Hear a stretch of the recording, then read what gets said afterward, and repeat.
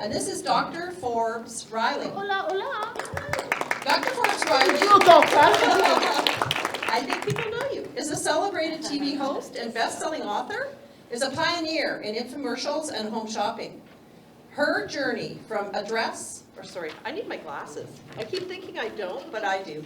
Her journey from actress or address. I don't know, to industry force exemplifies resilience and success. Forbes channels her expertise into teaching and coaching, guiding entrepreneurs to elevate their communication skills for growth.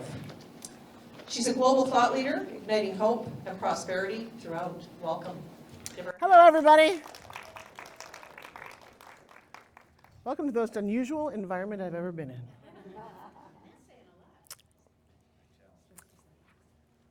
Mother, may I? May I take 5 giant steps? No, you can take 3 baby steps and a hopscotch. No. Mother, may I leave the... No. May I please be excused? No. Do you know that we hear that word no up to 400 times a day by the time we're 4 years old?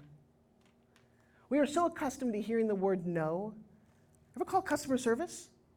The first response is no. It takes all the responsibility off them. Can you help me? No. No. I decided to take no and turn it on its head. Would that be okay with you guys? Because for some of you, no means stop. My 5-year-old son taught me that's not true. Cutest little boy, bushy blonde hair, big blue eyes. Mommy, can I please have some candy before dinner? No. Go play, and dinner will be ready in a few minutes. Wash your hands. 2 minutes later, Mommy, can I please just have a piece of chocolate? No, it's almost dinner time. Now go finish playing. 5 minutes later, he comes back. Mommy, I'm 5 years old and I just want a piece of candy. And he got a yes. And you know the funny thing? He didn't come back. Wait. So no meant something very different to him than it does to most people. And I looked at him and I thought, what does no mean to this little kid? And you know what it means, and it could mean to all of us? Never-ending opportunity. Yeah, write that one down, N-O. From now on, anytime you hear that, you're going to go, man, that Forbes Riley. Because yes was a stop for him. Now, I know this to be true because if you ask somebody to marry you and they say no, you keep looking. If you get a yes, you stop, unless you're from Utah. But that's the crazy thing. As an adult, I would love you to become accustomed to yes. You know, you get 3 yeses, you get a credit card. It's a funny thing. Anybody want to see something cool? Raise your hand if you want to say yes. I just got a yes from everyone in the audience. That's my first one. 2 more and you're buying. Now, I do have a little bit of a fun presentation. I don't know if you can see it from here. What a great environment this is. Press that. Oh, look, permission to succeed. There's a funny thing about permission. So asking permission, you're usually going to get this no. Well, permission is one of the only words where you can grant it, deny it, give it, get it. It's malleable, but many of you don't realize that it's within your grasp. Who here wants a better life? Okay, do you know why? Better than what? And it's funny, you are so trained to answer certain things a certain way, and the talk that's inside your head, you want a better life. Better than what? You're already here in a theater in Las Vegas, spending the afternoon with me. How much better could it get? Thank you very much. And I'm not kidding. The same thing happens when I say you want to make more money. You're like, I want more money. Here's $1. Well, but that's not what I wanted. Well, you wanted more money. You now have $1 more than you had a minute ago. Oh, no, wait. You should have asked for what you want. Did you want $1 million? You didn't say that. You want a better life? Better than what? Better than everyone else who's in war-torn countries around the world right now? Better than people in a refugee camp? Better than somebody's lying in a hospital bed? You have a pretty damn good life. Don't tell me you want a better one, because I don't know what that word means. And I've made an entire career out of words. And many of you may or may not have seen me on television. There was a time before the internet. You guys remember that? Most of you my age, yeah. Telephone attached to the wall. Thank you. And there was a thing called infomercials back then. Let's see, I'm in a movie theater. How cool is this to be live in a movie theater? Oh, I don't know if my movie plays. Well, it's a brilliant movie. And I guess not. That's okay. There you go. I was going to show you me on infomercials. Who here remembers infomercials? I did 197 of them. George Foreman Grill, that was me with Jack LaLanne.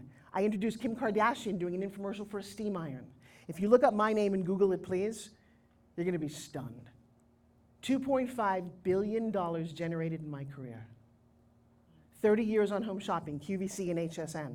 I've had a wonderfully crazy, eclectic career, but it didn't start out that way. And I think the reason that I crossed over to success is one word: permission.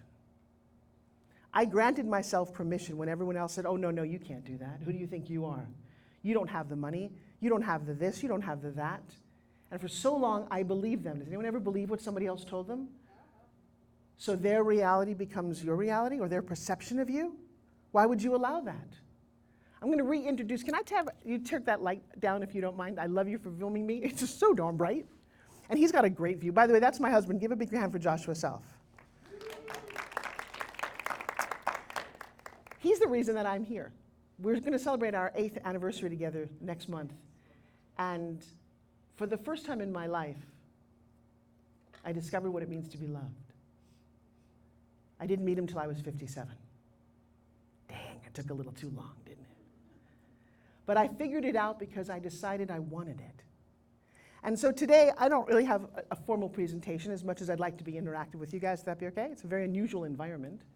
And I would love you to leave with the idea of you getting something that you want, understanding what that could possibly be.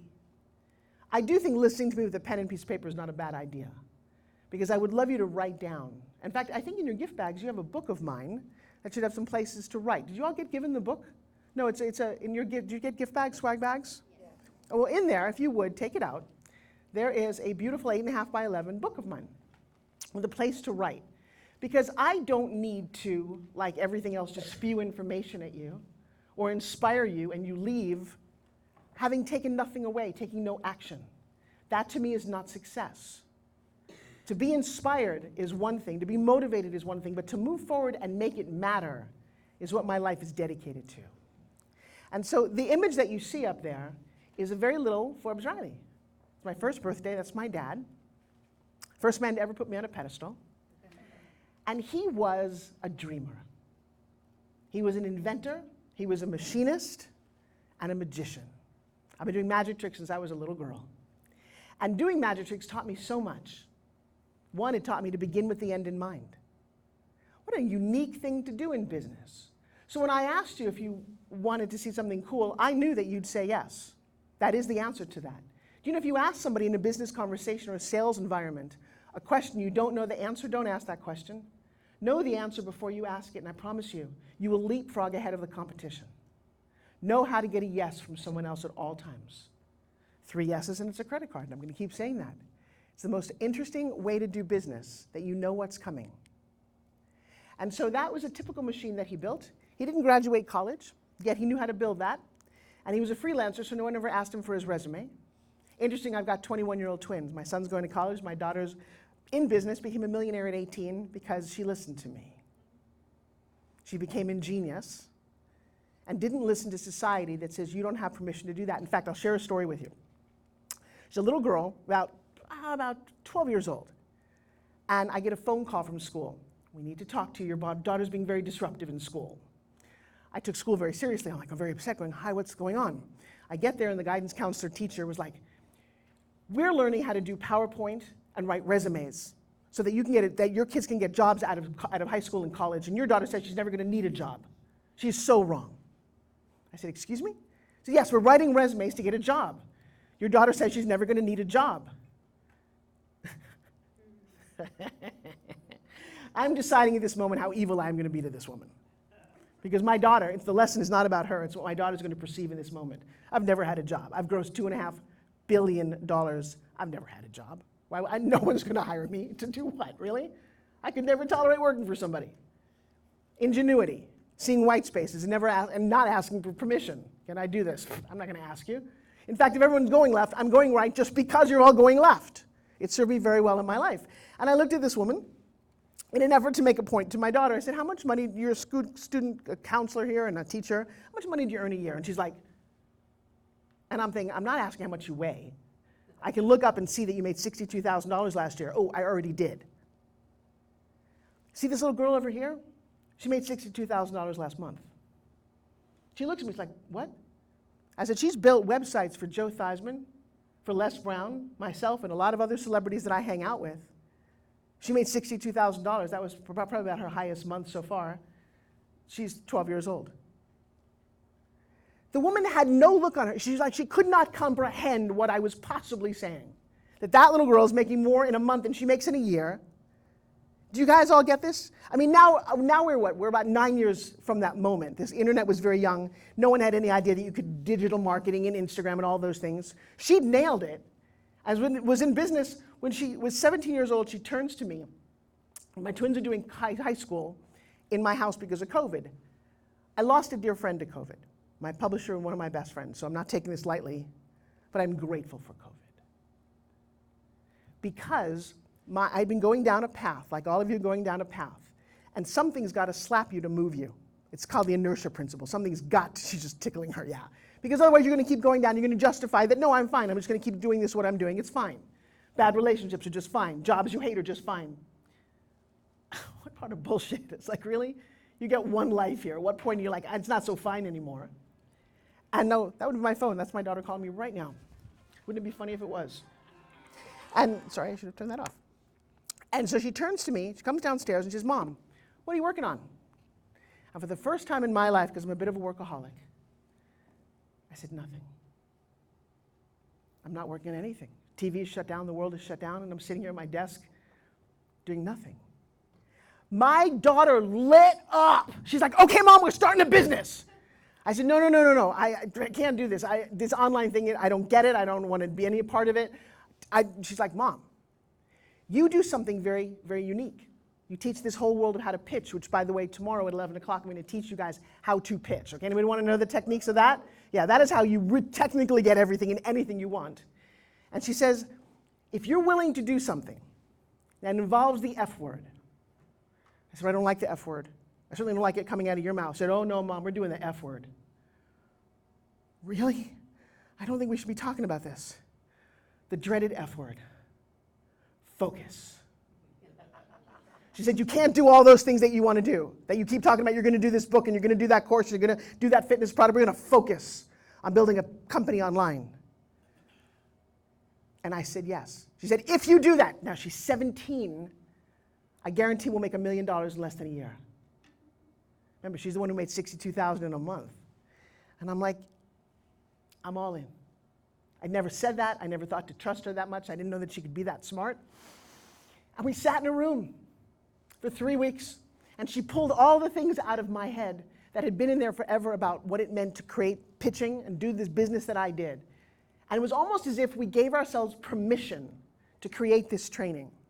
Now, something had happened to me. Is there something in your past, for a moment, think about it, that's kept you from moving forward?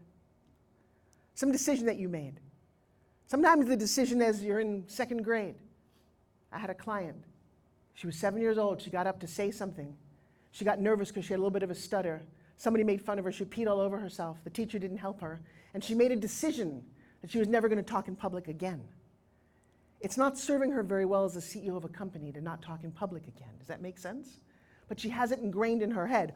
I'm going to share with you, all of you have some limiting decision that you made so long ago you don't remember it. It's why you're not doing the thing that you said you wanted to do. It's why part of you wants to do one thing and part of you wants to do something else. You're a little conflicted and confused. Am I resonating with most of you? I can see by the shake of hand. Yeah, I know. And so I'd said, no, I don't really want to teach pitching. I said, I'm just really good at it. She said, no, Mom, you have a system. I never heard anyone say that before. No, I'm just good at it. She said, Mom. Now, backtrack 20 years ago. When I was the height of my career, I'm making between $75,000 and $100,000 just to sit on a couch and host an infomercial. I was doing really well in those days, printing money. And one day, and 40 years old, that's very young, right, for most of us? I'm in Hollywood, and 40 is, you're one step in the grave at 40 in Hollywood. But I didn't want to believe that. And so I got this contract for $100,000. I gave it to my very young agent, and I said, negotiate this. He comes back 2 days later and said, you know, I got some good news and bad news. Okay? And the good news is they love you. Okay? The bad news is they want somebody younger and less expensive. But the good news is I found her for them. And the even better news is they want you to teach her how to do what you do. I said, wait a second, let me see if pigs are flying. No, hell hasn't frozen over. Screw you. That's really, I mean, it was that, he had no idea how much it was like, what? The word pissant is coming to mind. I don't know why I've never said that, but that's what I'm thinking about this young, Anyway, and I walked out and I said to the universe, I am never teaching what I do to anybody, done. And for 20 years I didn't. And now I've got my 17-year-old daughter going, Mom, if you could teach this, I can create you $1 million company. And I put my little pride aside and I said, okay. And then I said something I'd never really said before. Okay, if we're going to do this, how do we do it? See, I was a smart kid in school. I never asked for help. Why would I, right? I knew all the answers. Not in life. The answer is ask for help. The answer is be vulnerable. And so the crazy thing about my dad is he had all of these unique ideas. And just like I do, he was all over the place. And so the printing press, he was a bit of a crazy inventor. And I will say that one of the visions I have of my father is sitting in a garage that looks a lot like that. He had inventions everywhere. The craziest, goofiest things you've ever seen. And they were my toys, they were my playground. And one day he turns to me and said, kiddo, how do I get my ideas out to the world? I said, Dad, I have no idea, I'm 8. Well, when the beautiful man that I loved passed away, and I watched them cart away all of his beautiful ideas, because he died, all of his ideas died with him. I spent 20 years of my life helping other inventors get on television, make $1 million, because I didn't want their families to suffer the way mine did. But it also reminds me that entrepreneurs have all these ideas, that if you don't get to them, they will die when you die. Am I resonating? And I'm going to say that I have this vision that you've been whispered in your ears by angels or God or whatever you want to consider it, that if you don't get your ideas out there, shame on you. Imagine you're lying on your deathbed. Now, the way to lie on your deathbed, by the way, is to be surrounded by people who love you and who are praying and think that you're wonderful. But if you're like my dad, maybe what's standing around you are all the ideas that you didn't do. And they're crying. And they're so upset with you and they're angry with you because they were given to you, but you chose to not do anything with them.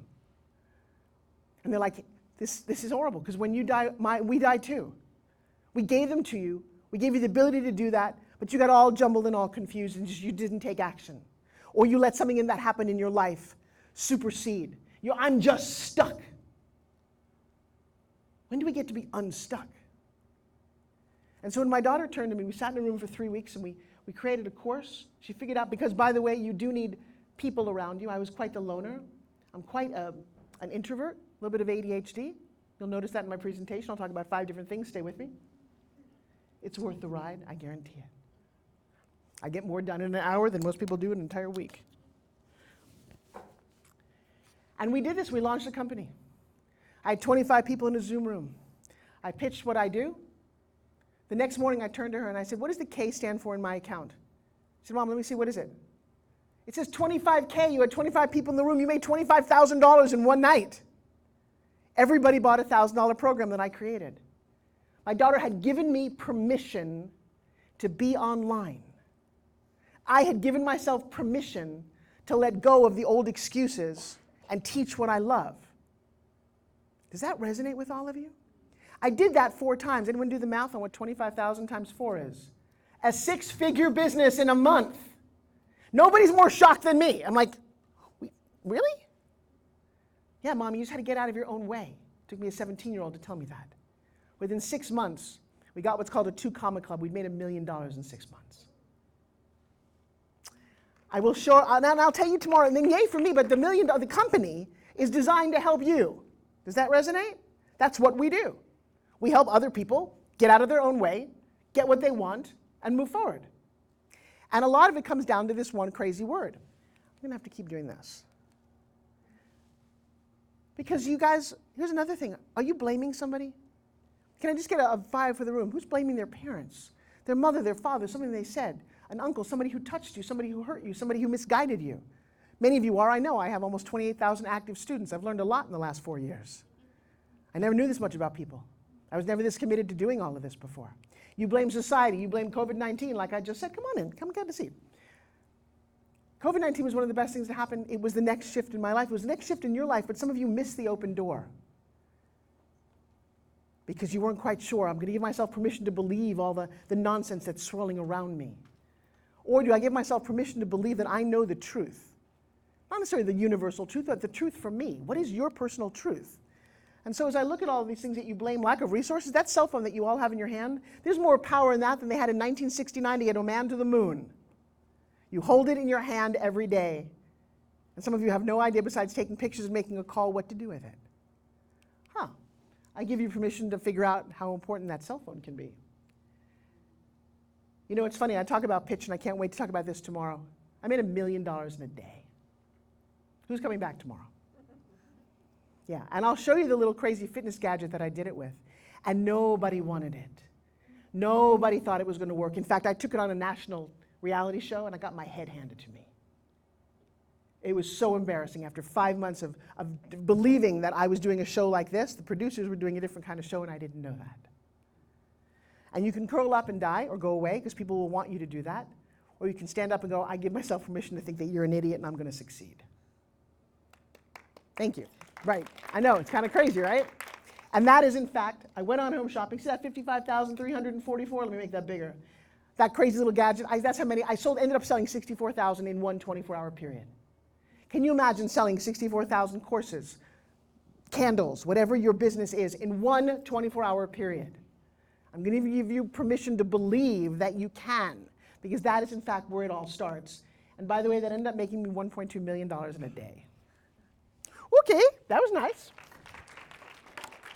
Yay, yay for me. All right, enough about me. So, crazy story about me. News flash. You choose your parents. There's always one in the crowd going, oh, seriously? Yes, yes, yes. Let's pretend that we choose our parents. Anyone see the movie Soul? It's a great movie to illustrate my point, right? And let's assume that you're standing there in heaven and you're looking around, and who needs your help because of who you are and what you believe in your sensibility? Those two people needed your help. You need to, and you can break it down any way that you want. But while you're standing there, there's like a gifting suite. Anyone ever go to an award show? There's always like that gifting suite. Well, that's where you get given a gift. And we say it all the time. That little 3-year-old boy who can play the piano, or the 11-year-old girl who can sing opera, they have a gift, very obvious gift. Michael Jordan, gift to dunk. We get it, it's a gift. No one else seems to have that particular gift. But you all have a gift. If I asked you right now, could you identify it? Could you tell me, raise your hand if you could tell me right now what your gift is, and I invite you to come say hi out there and just share your gift with me, because I love hearing that. So for me, I'm in the gifting suite, looking around and figuring out which parents I'm going to choose. A whole bunch of gifts lying around. By the time, and then I'm chit-chatting around like I like to do, and I turn around and all the gifts are gone. Uh-oh, there's nothing left. And the little angel looked at me, she's like, chatterbox. I'm like, okay, I get it. She said, here, take this. And she took this little card and stuck it in my pocket and said, just so you know, it's always going to be there. I'm like, what does it say? She said, don't look at it now, just know it's there. And for years, I didn't know it was there. I kept forgotten about it. You ever find that? Like you find that extra $100 bill or $20 bill or a dime somewhere, go, why? And one day, after I'd struggled enough in my life, in my early 20s and 30s, and it was challenging, I reached in my pocket, and it's a steel card. And it was in this sealed little thing here. It was kind of crazy. I've kept it ever since. And I looked at the card, and it said, I hereby grant you permission, fill in the blank. And I looked at that and thought, and then I turned it over, and it says, and I quote, this card never expires. It's replaceable, transferable, and may be used at any time as often as needed. Caution, the card is to be used for good, not evil. Be careful what you wish for. And I thought, I wonder how this works. And so I looked in the mirror, and I said, I hereby grant you permission. I hereby grant you permission to not be the lawyer in college that your parents want you to be, but to be an actress in New York City. I started my first movie called Splatter University at age 22.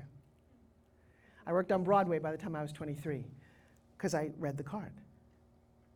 I know this is crazy. Okay, what else could I do? I hereby grant you permission to make more money than your dad ever made. Because back then, that's the only thing I knew. He barely made $100,000 every year. And it was a big thing the day that he crossed over that. Well, I started my first company. It was a singing telegram company. I made $1 million by the time I was 27. I was so excited. I told my dad when I crossed over the 100, like, Dad, check this out. It's so cool. They were already pissed at me for not using my college degree. I made over $100,000 this year. And my dad was like, congratulations. Wasn't as happy as I thought he was going to be, because it made him feel less than. The more and more I made, the less and less I told him I was making, because I didn't realize. See, he thought, rightfully so, the harder you work every day, the more you'll get rewarded. Hard work day in and day out. That man could outwork anybody, but there's only 24 freaking hours in a day. He drove into Manhattan and did the machinery thing. And then you want to hear something crazy? I think I have a picture of this somewhere. But when I was 15 years old, he slipped. And he cut off the whole front of his hand. My beautiful father, the rock of my entire family, spent 3 years in the hospital, getting his hand rebuilt, 15 operations. My entire high school was spent watching my dad in the hospital. Now, I have a big motto that I live by, that you're the sum of the obstacles you overcome. Some of you have been through some crappy things, right? Congratulations! No, I'm not kidding. I'm not. That little magnet that says life happens for you, not to you, I took that to heart. I have learned lessons. Some of you just continue to suffer. It's easy to suffer. It's like the natural thing. It's one step above suffering is to go, wait a second, how do I get the lesson out of this? Because when you do, good and bad are the same thing. See, a lot of people only celebrate the good things and, oh, the terrible things. I'm kind of celebrating some of the bad things that happen. That's one of the differences that makes your life different. I hereby grant you permission to believe that all the things that happen to you have a reason and a mission. Does anybody want my card? I'm surprised that some of you didn't raise your hand. Isn't that interesting?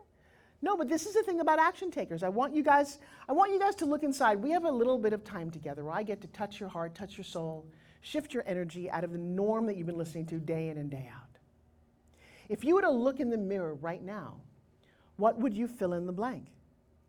What are you waiting to give yourself permission for? I hereby grant you permission. Oh, here's a new one.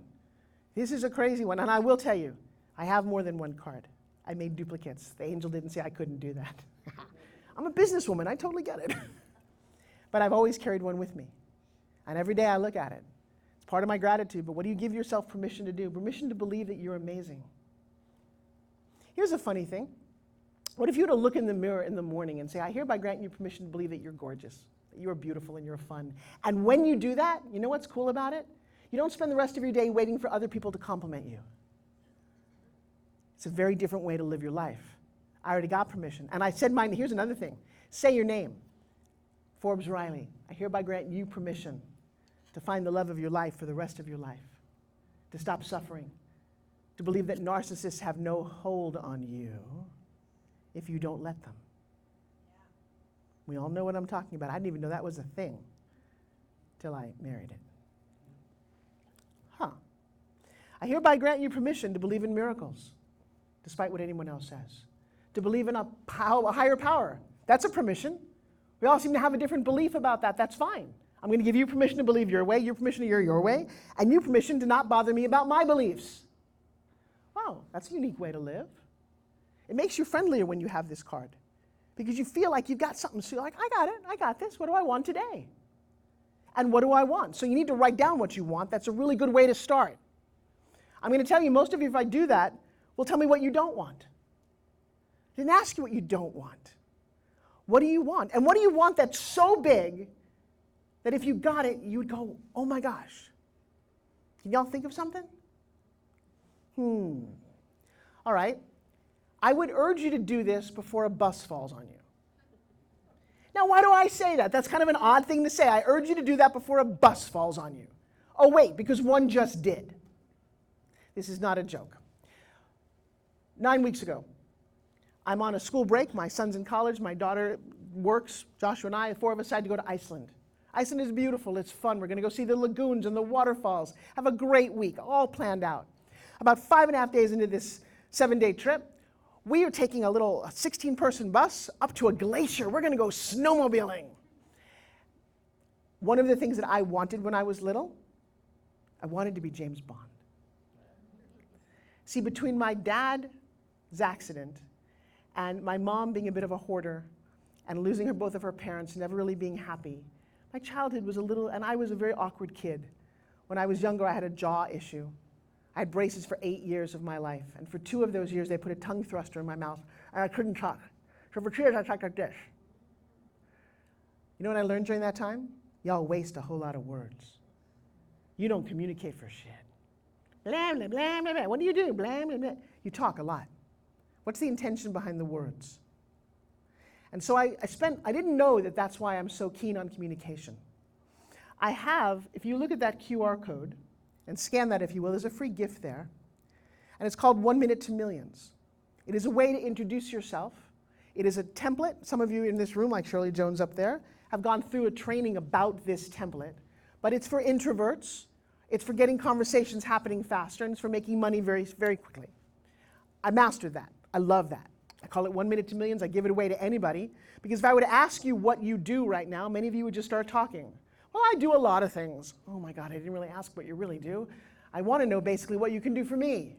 That's what that question really means. When you meet somebody, get to the meat of it quickly. And I have a way to do that. Anybody want that? Right there. And it's a very important thing to be able to do this because it just shifts everything in your mentality. So let me go back around to Iceland. I wanted to be James Bond.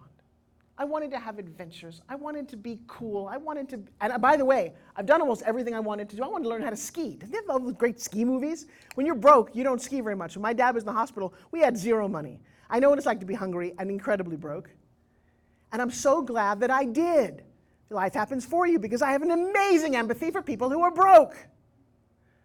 But I also, his hospital room overlooked the only mansion in my hometown. And I can remember night after night, whether it was winter, because I can remember the snow falling down, or Halloween, thinking, what's Christmas like in their house? They had 2 giant chimneys, and it was a big old brick house with a huge circular driveway. And you couldn't see the house from the street because it had all these, what I call rich people trees, but they were cypress trees. But from my dad's room, I could see that house. And I wanted that.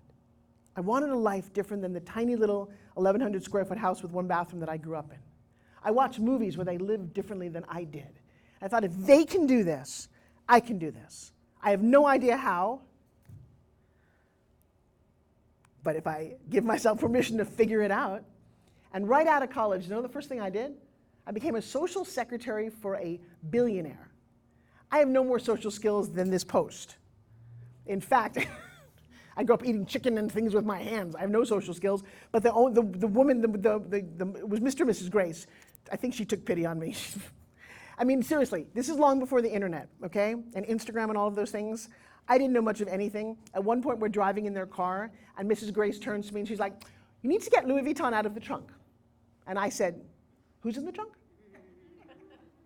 Think about that now. And she said, oh, you'll learn. And I said, oh, you're right. And that's what I did, spending a year living with them. I learned where all the silverware went. I did my Pretty Woman excursion. I didn't know how to eat a shrimp. I didn't know a lot of things. But I wanted to learn. I wanted. You get that word, want? I gave myself permission to understand what it was like to be a rich person. And I wanted to be James Bond and have those adventures. So I'm thinking, you're snowmobiling on a glacier. I have a picture. It's like, this is freaking James Bond at its best. Then we found an ice cave and we go down into it and it's so freaking cool.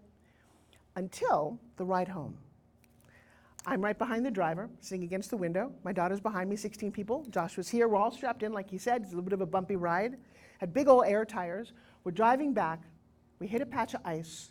Sunny, beautiful day. The bus goes airborne and crashes on my side of the bus. My daughter's behind me. I open my eyes. There's glass everywhere. My face has gone through the glass onto the asphalt. I can see the yellow line. Oh, shit. I can hear her voice. I can hear my son. I don't know what's going on. I mean, literally, Josh has fallen on me. The people are dangling by their seat belts. And there was that moment of going, oh shit, we should get out before the thing explodes. You've seen all those movies, and somebody kicked out the roof and cut us out with a seatbelt cutter. But something miraculous happened. My hand was a little cut, but my face was fine. This was 9 weeks ago. I have my eye. I don't have a brain injury. I didn't have a cut on my face. I was wearing a little one of those kind of fun little hats, and maybe that's what it was. Maybe it was one of my angels. I have no answer for you, except it ignited something in me. It ignited a sense that, you know what? Give yourself permission to believe that you deserve to be as extraordinary as anyone's ever been on this planet. To speak truth into people's ears, because that's, I believe, what you're here for. None of us are guaranteed tomorrow we hear that, but it's just it's a meme. It's a magnet on a refrigerator. What is today about? What is tomorrow about, and what do you want to do? And so for me, something that happened, truthfully. My husband is a bodybuilder, professional. I've never had any desire to do that. I was overweight most of my life. I had a television fitness career, and I wore jackets that hid my butt, my ass, whatever. I was always overweight. I was always on some diet. I was made miserable by all the diets I was on. It pushed me to such a point that I redefined the word diet. D-I-E-T no longer means deprivation, starvation, whatever it means to you. You know what it means to me? Decisions I eat today. And when I kind of uncovered that, I at least had a nice stable weight. I could never show my bra top ever. And then, 21 years ago, I pushed out twins. 2 7-pound twins. I was tall around here, as tall, 65 inches here, 65 inches here. 1 more pound and I would have just fallen over. Healthy, beautiful babies, congratulations, but you got a little bit of something going on, right, women? Mm-hmm. Okay, I've worn a bikini ever. I look at all these little girls wearing their little bikini string things. I'm like, well, I never, ever had anything that would do that. I always wore that one piece with the cover up and the skirt. Okay, that's fine, right? I'm not complaining. I have 2 legs and I'm fine and I look, but never wanted to show anything. So he says to me, there's a fitness competition. There's a category for women over 60. Last 2 weeks ago, I turned 64. Thank you. I know, right? Right, so I looked in the mirror and I said, you 64? Show me your license. Come on, get it. I look at 64-year-old people. They look old. You know why? Because they believe they are. They have not given themselves permission to be ageless. Well, but here's a fact. Joshua and I went in January because he was doing a competition. I wanted to know how much body fat he had. And I went in thinking, okay.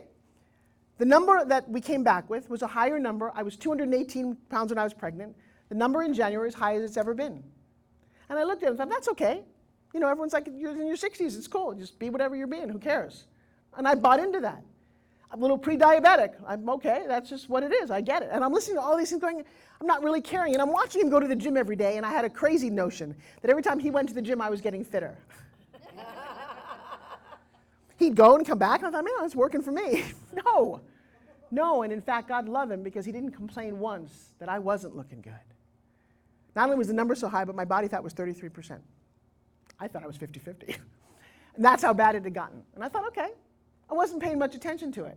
After this little bus thing, I turned to him and said, what would it take for me to flip a switch and enter a bikini competition in 6 weeks from today, or on June 29th? And I said, okay. Oh my God. Something you're witnessing this live. This is not a speech. This is literally today. I have 6 weeks left. Today is day 55 from the moment I made that decision. I don't know the last time that you made a decision that was so powerful that you didn't go back on it. I'm hearing people going, well, I don't really like the pooch, but I really like my chocolate, and I'm not interested at all. You haven't made a decision. You don't want it. If you tell me what you want, that means that you have to go get it or leave my presence. Because I hereby grant myself permission to live in a world of excellence. You don't have to hang out with me. I have 28,000 students now who do, by the way, because they all made a decision that they're worth it and their time is now. And you don't need to be on a diet to hang out with me. That's not the point of this at all. In fact, I had my body composition done 3 days ago. I'm down 15 pounds and down 9% body fat. Now I'm 24%. This is the best it's ever been. And I feel amazing. I haven't had sugar in 55 days, or bread, or cake, or pasta, or it doesn't matter, none of it. I committed to the diet, I committed to the bikini, and here's the cool thing. People are like, oh, do you think you're gonna win? You don't understand. I already won. I'm here, I have everything going on. You guys are willing to sit and listen to me, which I find is a great honor. And we did it. So, if I'm going to give you guys permission to do something, let's go back to this presentation real quick. Let's see if we can just get to the end of it. Was this good, by the way? Did you have fun? Good. All right, so who is Forbes Riley? I'm going to go through all of this. There's all these wonderful slides, but if I get to there's my teeth, by the way. You'll come back tomorrow. I'll do the slide presentation tomorrow. I didn't know if it was all going to work, so I didn't really plan it. But there you go. Oh, there's so much still going. Quickly. Because at the very end of this presentation is a really kind of cool thing. And you know what? I take that back. Let me just leave that up there. I'm not going to do it. I'm going to do it tomorrow. I'm going to figure out how all this technology works. That's the free gift. Let's do this without slides, shall we? Everybody get up. Stand up. I've got 2 more minutes. Put your phones down. Get comfortable for a second. First, I want to thank you for spending this time with me. It does mean the world to me to share the story, to ignite your heart and your heads. I'm going to be outside. I'll be here for later, but tomorrow at 11, I'll teach you how to pitch. Like literally get in the audience. Would that be cool? And work it? Yes. What I'd like you to do right now is think about one thing that you want.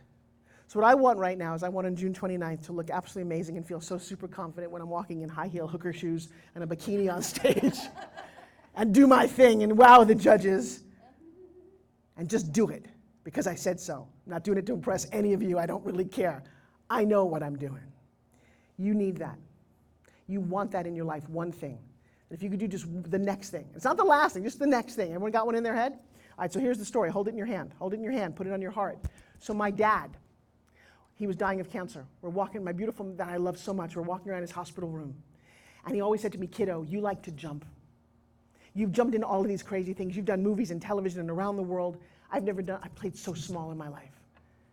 I'm like, okay. I never gave myself permission, as a quote from me, to live bigger. You guys are playing a small game. We all are. It's not like I'm pointing you out. You could play a little bigger and make it a little bit more profound. We get to a whole bunch of, he's got an IV, you know those IVs walking around.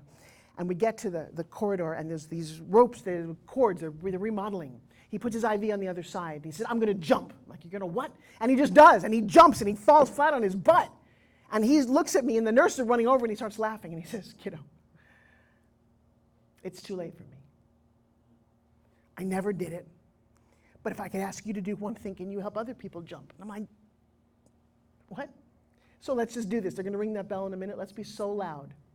I'm going to go 3, 2, 1. We're going to yell the word jump. Does that seem fair? Because when you yell the word jump with your hand on your heart and with what you want, it comes true. Put your hand on your heart.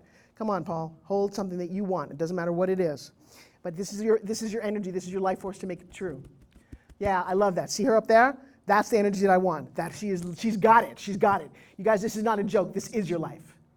The one thing that you want. You got it in your head and your heart. 3, got it in your head and your heart. 2, got it in your head and your heart. You're going to yell jump. 3, 2, 1. Jump!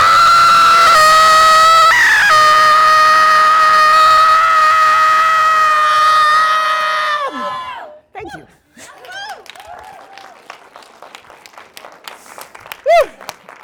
Wow. I've got cheers. This was amazing.